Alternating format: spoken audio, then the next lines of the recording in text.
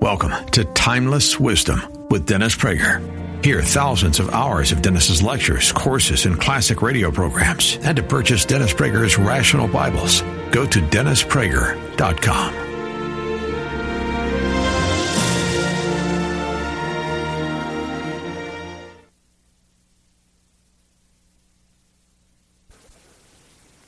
And we'll see if we get anything out of this. That's the question, folks.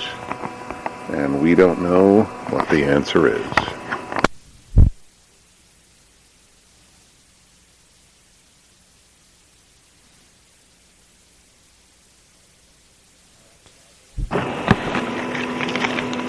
Shabbat Shalom, everybody. Thank you. Normally at this time, the rabbi or the non-rabbinic substitute, as I am, once a month or once every 5 weeks, will talk about the Parsha. However, since I know the story is generally well known to you, and it's certainly worthy of many commentaries, Joseph and his brothers and Pharaoh's dreams, I decided, however, given that it is the one Shabbat of the year that is Hanukkah, to speak about Hanukkah, or Hanukkah, as it is better known. And I would like to make a public apology, not actually to a person, but to the holiday of Hanukkah.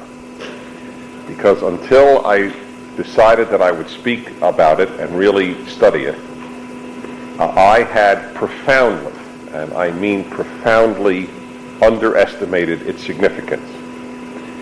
I feel silly that at middle age, I should finally realize how important a holiday I've celebrated since I'm one is, and yet perhaps that's the way of life, that you realize the obvious only when it's late.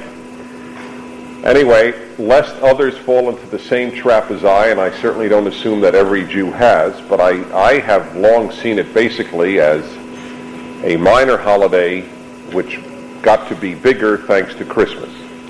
As I've often said, if Jesus were born in March, Purim would be the big Jewish holiday. And the whole country would have Happy Purim signs all over the place, which would be touching, but ironically, it's gotten better known, Hanukkah, than any other Jewish holiday, but I'm not sure how much people know about it. The general miracle of 8 days of oil instead of one upon re-entering and reconquering the temple is known, but that is really just symbolic of what I've come to realize is historically, as opposed to theologically, the most important Jewish holiday. I mean, this, I am surprised at that these words are coming from my own mouth, and yet that is my case to prove to you today the immense, immense significance to not only Jewry, but to the world that Hanukkah is. What happened on Hanukkah to give us Hanukkah? Notice I said to the world. This is really shocking to me because I have seen Jewish history as, of course, giving the world the greatest world-shaping ideas, namely one God, one ethic, etc. But the holidays I have seen as purely Jewish. Generally speaking, tabernacles or Sukkot is not a world-influencing holiday.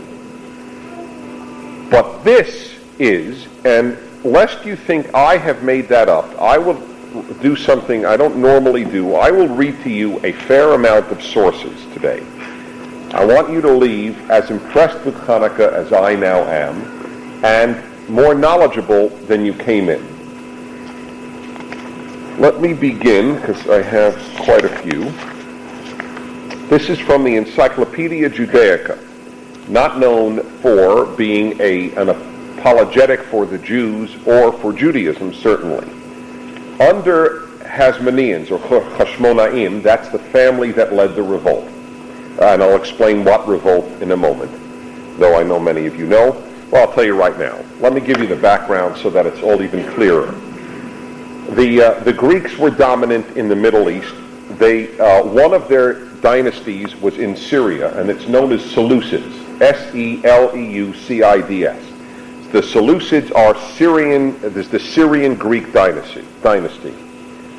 Generally speaking, it was Greek policy, if you worshipped chairs, then by golly, keep worshiping chairs. It doesn't bother us Greeks. We're, like all other pagans, tolerant.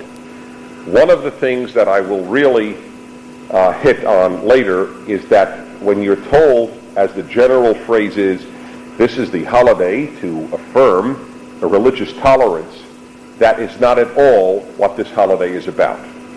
Pagans had religious tolerance, and I will talk about that as well, so you'll understand how extraordinary this whole thing is. Because of what the ruler, the Seleucid ruler, the Greek Syrian ruler, Antiochus IV, the third was okay, the fourth wasn't. The fourth is Antiochus Epiphanes, and he is a bad guy, to understate the case considerably. He's a rather horrible man, actually. And he suppressed Judaism, as I will read to you specifically what he did. Then there is the revolt led by this family, the Hashmonaim, of whom Judah Maccabee is the son. Okay, I'm going to begin with the end, tell you the significance of the day, and then go into more detail. Encyclopedia Judaica under Hashmonaim, or Hasmoneans. The Hasmoneans headed the rebellion against the Seleucid kingdom, established an autonomous Jewish state, annexed the most important regions of Eretz Yisrael, and absorbed a number of neighboring Semitic peoples into the Jewish people. These achievements were not only of major importance to Jewish history, but also left their impact on humanity as a whole. The successful rebellion of the Hasmoneans assured the continued existence of the Jewish religion and contributed to the decisive influence of monotheism in Western culture and history. Not bad. And this we're walking around, some of us thinking, you light 8 candles and have latkes. I have chills as I talk to you. It's this, there is no other holiday that can be described this way.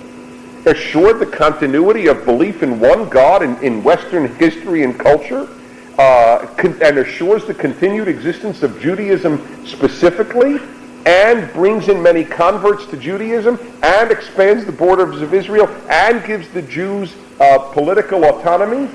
Not bad for one revolt.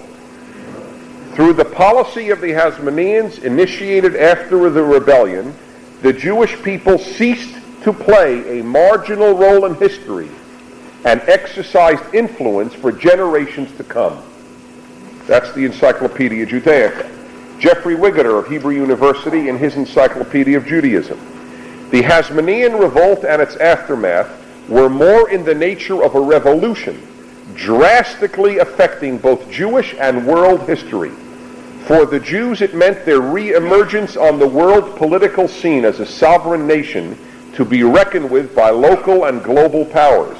The Hasmonean century, 167 to 67 BCE, witnessed the re-establishment of a Jewish presence throughout the length and breadth of the land of Israel, with its cultural and physical imprint on the face of the land. The most far-reaching consequence of the revolt was the perpetuation of the monotheistic idea, which was threatened by the Hellenism, the Greek religion, as it were, and culture that Antiochus would have imposed by force and that certain Jewish circles would have accepted voluntarily. The idea of Hellenistic forces among the Jews who wanted to adopt the culture, the outside culture, and give up Judaism, that it resonates to our day is actually eerie in its power of recapitulating history. Now from the history of the Jewish people, the finest one-volume history published by Harvard, taken from the history by own professors at Hebrew University, Jerusalem, all of whom secular, to the best of my knowledge. The continuation of the Jewish nation's existence, with all the impact it was to have on world history, was secured by the struggle of the Hasmoneans and the valiant stand of the population of Judea in the 4th decade of the 2nd century BCE. Okay?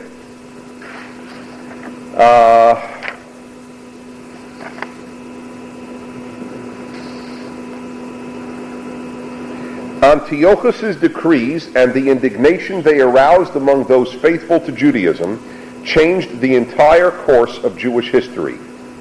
Contrary to the king's expectations, the large majority of the Jewish nation remained loyal to its religion, and at all social levels there were people ready to give their lives for the sake of their ancestral faith. I'm going to talk to you about giving up your life for God in a moment, because we take it for granted it's done. You will see something remarkable. I just want to see if there's any more. Okay, that is the significance as described by these people. Now let me tell you why they revolted and what happened. Let's begin with what Antiochus did. Okay? And then I will read to you the origins. Actually, I will read to you from where we get most of the information. There are books that are not in the Jewish Bible that are called the apocryphal books. They are books written after the canonization, or written when they simply didn't want to put them in what's called the biblical canon. But they are critically important in that, especially in like the first Maccabees, they tell the real history. This is been confirmed by archaeology. This is not storytelling. We do not know much about the historicity of Purim. We know immense amount about the historicity of Hanukkah. So now let me tell you what they did. What did Antiochus do? From the words of First Maccabees itself. On the 15th day of Kislev, that's the month that we are in, that's when Hanukkah is, in the year 145, that's 145 of their calendar, not precisely the same as ours, the king had an abomination of desolation built upon the altar. And in the outlying towns of Judah, they built illicit altars. In other words, what you must understand about what Antiochus did against the Jews, he would allow Jews to live. The reason for the staggering importance here is not Hitler's anti-Semitism was against Judaism and against Jews, right? This was solely against Judaism. If you became a Hellenized Jew, they totally let you live and prosper. The hatred was directed specifically against the Torah. On the 15th day again of Kislev year 145, the king had an abomination of desolation built upon the altar, and in the outlying towns of Judah, they built illicit altars. It ached them that Jews worshipped an invisible God. It was actually an annoyance to Antiochus. You can't see your God. There's something crazy about you. This has to be stopped. Now, and I will explain how odd that is, because he let every other different non-Greek religion prosper. The only one the guy picked on was Judaism. This is critically important. This is not a bigot, anybody who isn't Greek and worshiping like me, I hate. No, only Jews, only, with their monotheism. And at the doors of their houses and squares, they offered illicit sacrifices. Whatever scrolls of the Torah they found, they tore up and burned. And whoever was found with a scroll of the covenant in his possession, or showed his love for the Torah, the king's decree put him to death. Through their strength, they acted against the Israelites, who were found in the towns each month, as on the 25th day of the month, they would offer sacrifices on the illicit altar, which was upon the temple altar.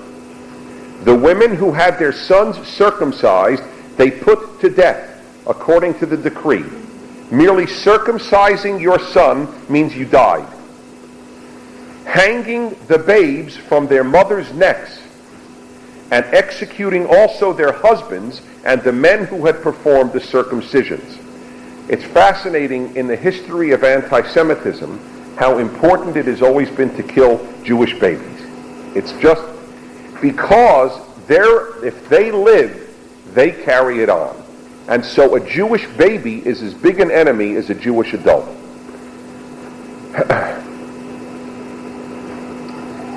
Many Israelites strongly and steadfastly refused to eat forbidden food. They chose death in order to escape defilement by foods and in order to keep from violating the Holy Covenant, and they were put to death. That's from the first Maccabees.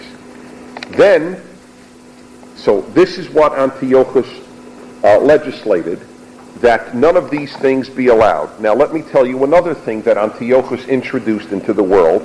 This is from Salo Baron, the greatest history of the Jews ever written, a social and religious history of the Jewish people. It's in about 18 volumes, published by Columbia and JPS. When Antiochus Epiphanes desecrated the temple in Jerusalem, the Jews' outburst of indignation found a ready response in the whole Hellenistic world, in which sacrilege committed even in a foreign sanctuary was regarded as an unpardonable crime. Even the non-Greek non-Jews found it incredible that Antiochus did this. You don't go into somebody else's temple and desecrate it.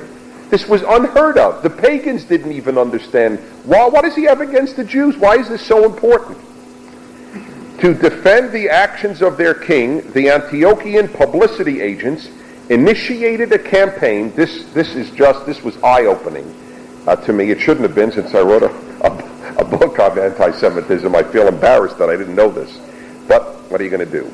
Initiated a campaign of vilification of the Jewish people and their religion. It was then that the myth of the ritual murder originated. Not with Christians, with the Greeks. Combining several current folkloristic and ritualistic motifs, the Seleucid fabulists, those who make up fables, composed a dramatic story of how Antiochus, on entering the Jerusalem sanctuary, the Jews' temple, found the Greek captive awaiting immolation, waiting to be burned in sacrifice to the Jewish god. The king learned to his amazement that the prospective victim had been informed by temple servants that it was an established practice of the Jews that, quote, they would kidnap a Greek foreigner, fatten him up for a year, and then convey him to a wood where they slew him, sacrificed his body with their customary ritual, partook of his flesh, and while immolating the Greek, swore an oath of hostility to the Greeks. I'm sure you were all familiar with that ancient Jewish practice. So, now here, why? Why would they do this? And here Salo Baron, who was the giant of Jewish historians, writes, so unprepared was the Greco-Roman world for monotheism and imageless worship that it found in such tales, combined with Antiochus's other contention that he found a donkey in the Holy of Holies, a means of grasping rationally what it thought was the real object of worship of Jews and later Christians, namely the donkey. If Tacitus, the great Greek historian, Roman historian, knowing that Pompey, on entering the temple, found no divine statue there, implied that the image of the donkey had merely served as a votive offering rather than an object of worship, his formulation was so equivocal as to mislead Tertullian and most modern writers. Anyway, it doesn't matter. Certainly, the unsophisticated masses never drew such fine distinction, in other words, between a picture and an object of worship, but believed in outright Jewish donkey worship. In this way, the Hellenistic party of the traditional of Jerusalem, which partly because of fear that Jewish persistence in the traditional way of life would increase anti-Jewish feeling, had invoked the aid of Antiochus and thus embroiled him in a protracted war with the loyal Jews, unwittingly contributed to the spread of the most vicious form of ancient anti-Semitism. In other words, the assimilating Jews helped spread this horrific myth that Jews fattened people up and sacrificed them and ate them. But the key point here to understand what Jew hatred has historically been, the idea that a people worships an invisible, imageless God, it is not possible for any of us today to understand how incredible that was in history. They didn't believe it. It must be a donkey. It must be they're sacrificing people. It must be anything. It must be magic. They must be witches. They must be devils. They must be crazy. An imageless God, I cannot make up an idea so crazy to any of you as that seemed to the world in which the Jews lived, that God could not be seen. And that is why it has been such a big deal in Judaism. God can't be seen, because that's the compromise that you make in order to de-godify God, as it were, in Judaism. So, that is part of the reason for it. I gave you some of the decrees. Let me give you more of the decrees of what Antiochus did. This is now back to the Hebrew University History of the Jewish People.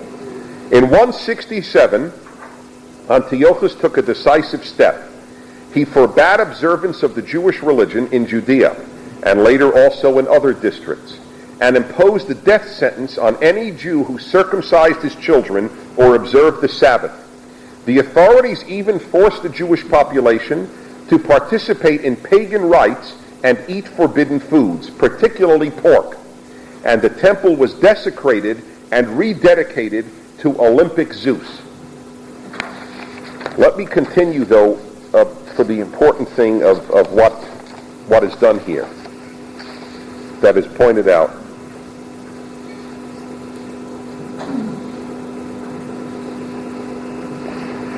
From the very first, Antiochus displayed a great interest in all that happened in Palestine and a tendency to intervene in Jerusalem's internal affairs. The high priest, Onias III, was deposed by Antiochus's order and replaced by his brother Jason, a man of Hellenistic inclinations, who moreover had promised the king to raise more taxes than his predecessor. With Antiochus's consent, Jason, this is now the high priest, who was on Antiochus's side. Can you imagine that? Remember, the high priest is the head of the Jews. It's Quisling. It's a classic example to the Norwegian head of government who sided with the Nazis. With Antiochus's consent, Jason also introduced far-reaching changes in Jerusalem's political and social structure. The aim of these changes was to convert Jerusalem into a polis, that's the Greek term, which was to be named Antiochia. In other words, make it a Greek place, culturally and every other way, politically. Establishing the new polis required the introduction of Greek political and cultural institutions into the life of the Jewish capital. The most outstanding of these institutions was the gymnasium, or gymnasium, one of the hallmarks of all Greek cities and the center of their social life. The atmosphere surrounding the gymnasium gave serious offense to Jews who had kept their faith, for the traditions of the gymnasium were rooted in Greek paganism and connected with the cult of Heracles and Hermes. While it is unlikely that Jason actually introduced the cult of foreign gods to Jerusalem, the atmosphere that the gymnasium imposed on Jerusalem must have been imbued with paganism. It did not take long for the gymnasium to replace the temple as the focus of Jerusalem's social life. Now, let me tell you about the gymnasium from the First Maccabees book, as written at the time that it happened, therefore. At that time, this is chapter 1, verse 11, First Maccabees. At that time, lawless men arose in Israel and seduced many with their plea, "Come, let us make a covenant with the Gentiles around us, because ever since we have kept ourselves separated from them, we have suffered many evils." Thereupon they built a gymnasium in Jerusalem, according to the customs of the Gentiles, and underwent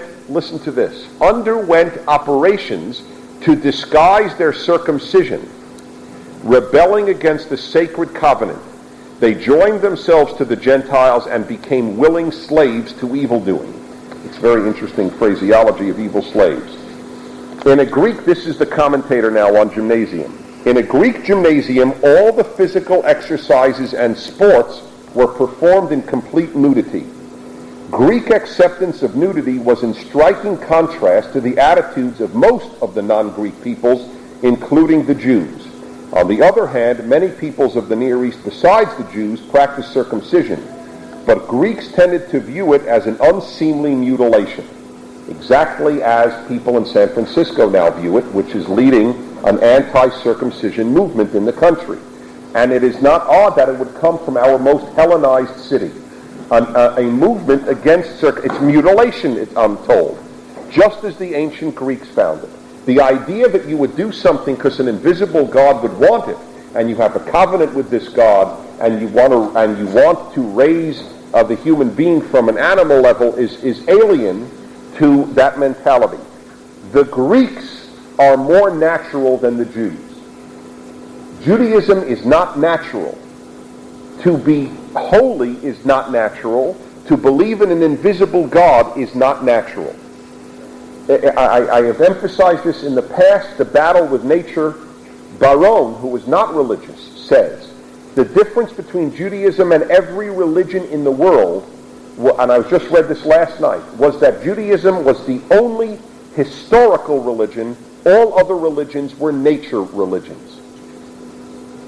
And the difference between them is enormous, and the movement back to nature is the Hellenizing of our society taking place with the decline of Christianity, which is another monotheistic, non-nature-based faith.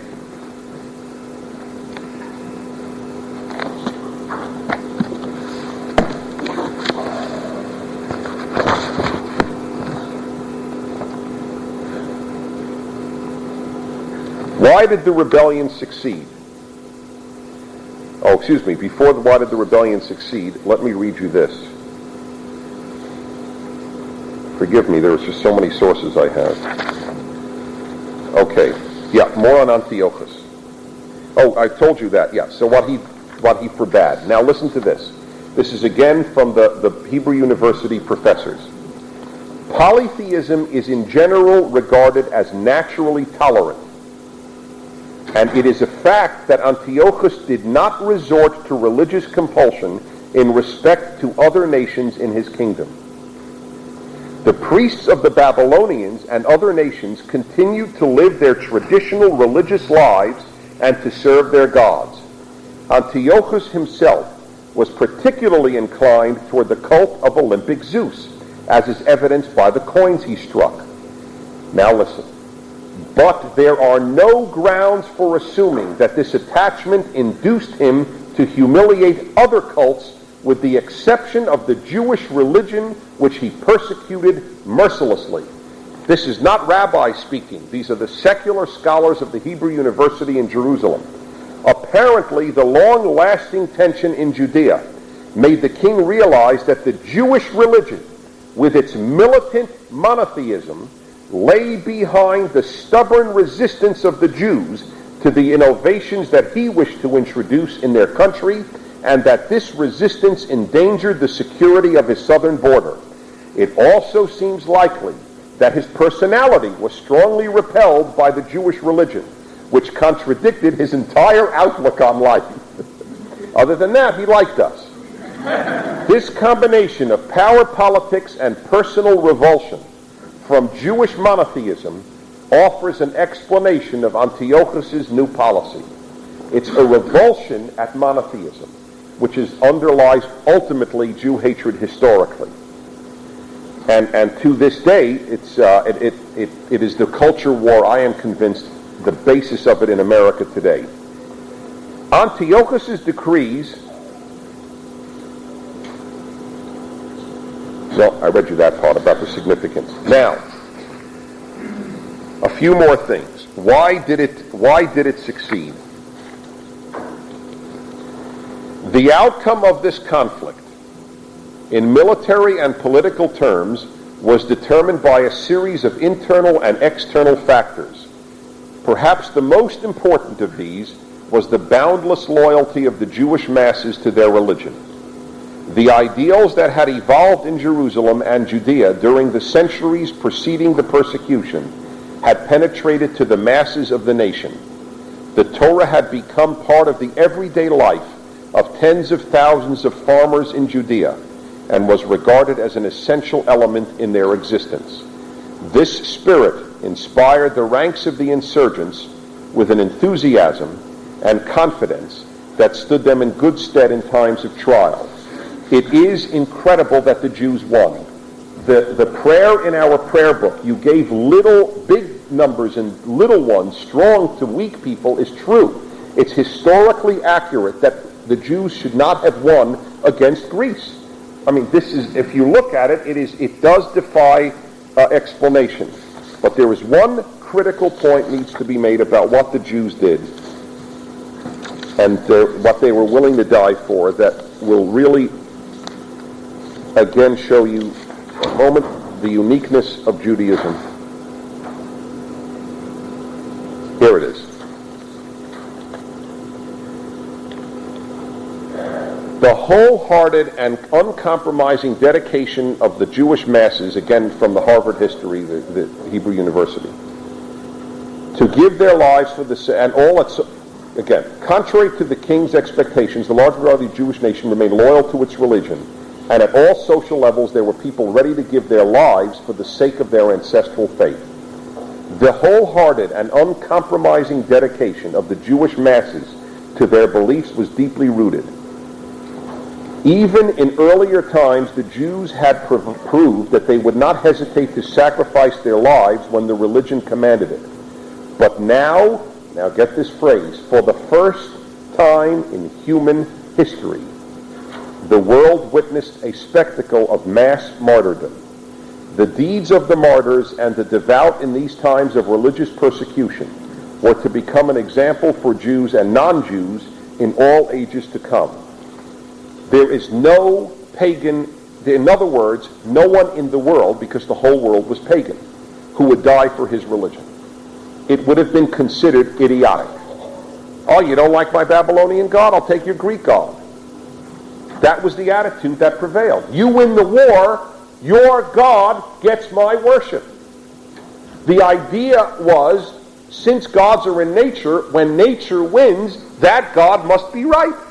He's the most powerful. Your paganism won. I worship your God. That's how it worked. The idea, I will die for the God of the world, even though I may lose, was, again, bizarre, just bizarre, that anybody would think in this way. And it was another, the word unique is overused. Unique. Nothing else like it, nothing preceded it that was comparable to it. Finally, I wish again to make the point, this was not a battle for, this is not a holiday of religious tolerance. It's a holiday for monotheism. The Jews were not dying for religious tolerance. Pagans had that. The Jews were fighting and dying for monotheism. The invisible one God of all humanity. You can't say that today because in our age, that's not believed in. Tolerance is what's believed in, which tolerance is lovely. I like tolerance, believe me, thank God for it. But tolerance is not new to America. Tolerance was a very pagan idea because there was no truth. And when there's no truth, it's easy to be tolerant. Oh, you like worshiping a horse? Beautiful. Please continue. One final word. There was another interesting thing that the Hashmonaim did, the Hasmoneans. Remember, they kept saying it changed Jewish history and world history, this revolt? How did it change Jewish history? Well, it kept Judaism alive. The Jews would have assimilated. That's the most obvious. But I'd like to show you one other way, and now you'll understand why Judah the Maccabee is so popular in Israel. He did something. He brought Judaism, they brought Judaism into the world. I was reading First Maccabees, and it was very interesting what was related. Just listen to this. I'm going to read you 12 verses.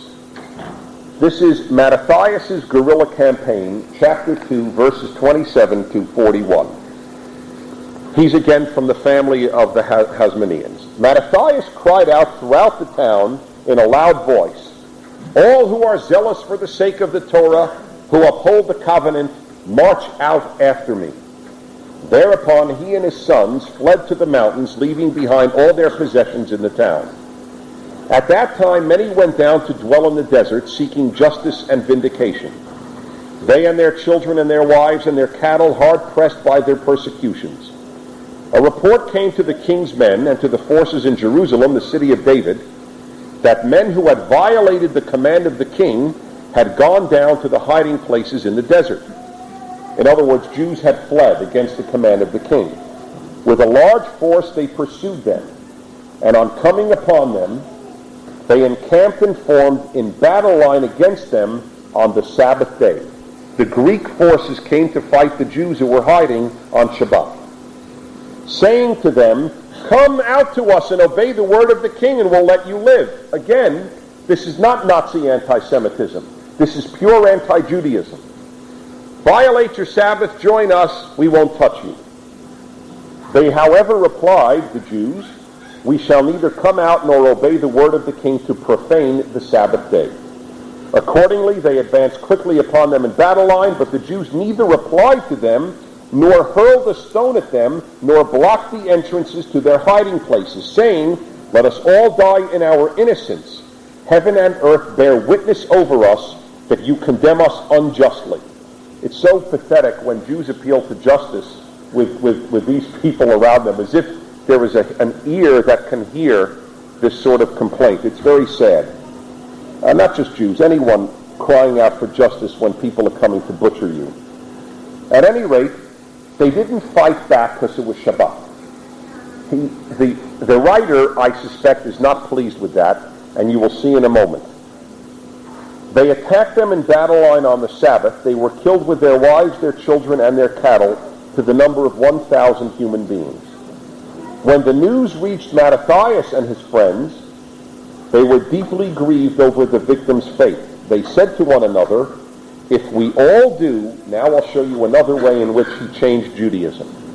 He said, "If we all do as our brothers have done, and do not fight against the Gentiles for our lives and our laws, they will now quickly wipe us off the face of the earth." On that day they came to a decision, quote, "If any man comes against us in battle on the Sabbath day, we shall fight against him, and not all die as our brothers died in their hiding places." There is a part of Judaism which is of non-worldly. I don't mean otherworldly, which is wonderful, but I mean non-worldly.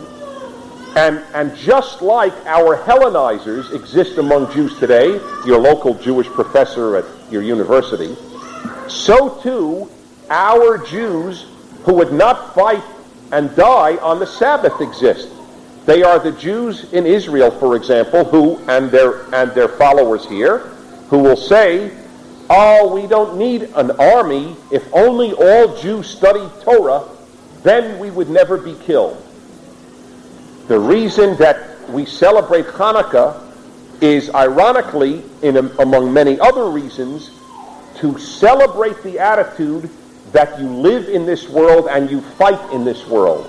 Studying Torah, if every Jew became an Eloi, a genius of Torah and Talmud, it would not affect the enemies who wish to destroy Jews.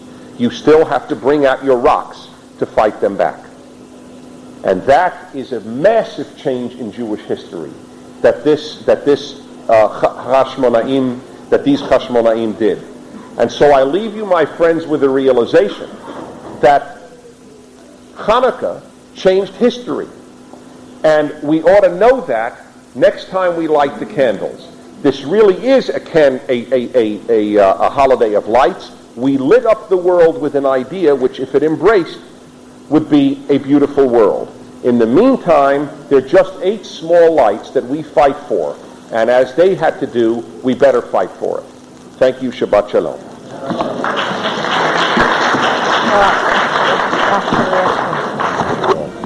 This has been Timeless Wisdom with Dennis Prager.